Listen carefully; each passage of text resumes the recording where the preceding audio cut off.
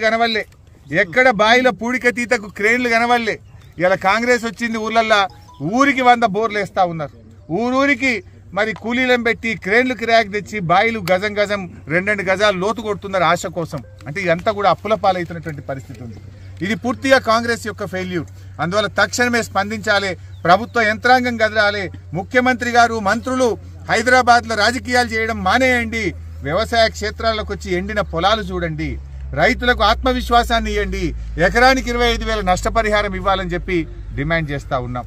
ఇవాళ ఇప్పుడు ఈ రైతులు చూస్తూ ఉంటే, ఇగో ఈ అమ్మగారు మనం ఏ పొలంలో ఉన్నామో 4 ఎకరాలు నాట్లేస్తే 2 దొయ్యలు మిగిలినాయి, 3 ఎకరాలు ఎండిపోయింది అంటున్నారు.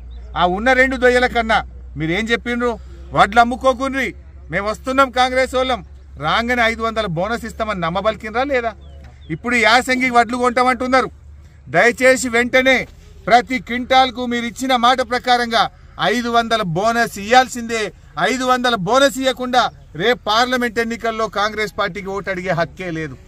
రైతులందరూ మీకు గుణపాఠం చెప్తారు. నువ్వు రైతు బంధు మోసం చేసినావు, ఇవాళ కరెంటు విషయంలో మోసం చేసినావు, రైతులకు బోనస్ విషయంలో మోసం చేసినావు, వ్యవసాయ కూలీల విషయంలో మోసం చేసినావు, రుణమాఫీ విషయంలో మోసం చేసినావు. తప్పకుండా రైతులు మీకు గుణపాఠం చెప్తారు. ఇప్పటికైనా స్పందించి ఎకరాన 25,000 నష్టపరిహారం ఇవ్వాలి. వడ్లకు ఉన్న 2 దొయ్యలకు 500 బోనస్ ఇచ్చి వడ్లు కొనాలని చెప్పి మేము ప్రభుత్వాన్ని డిమాండ్ చేస్తున్నాం. అవసరమైతే రాబోయే రోజుల్లో పెద్ద ఎత్తున ప్రజా ఉద్యమానికి బీఆర్ఎస్ పార్టీ శ్రీకారం చుడతాం. అవసరమైతే అందరు రైతులతోని చలో సెక్రటరియట్ ముట్టడికి కూడా మేము పిలుపునియాల్సి వస్తుంది.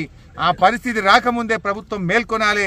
ముఖ్యమంత్రి గారు, మంత్రులు గ్రామాలకు వెళ్ళండి, ఎండిపోయిన పొలాలు పరిశీలించండి, రైతులకు ధైర్యాన్ని ఇవ్వండి, ఎకరానికి 25,000 నష్టపరిహారం ఇవ్వండి, బోనస్ చెల్లించాలని చెప్పి ఈ ప్రభుత్వాన్ని డిమాండ్ చేస్తున్నాం.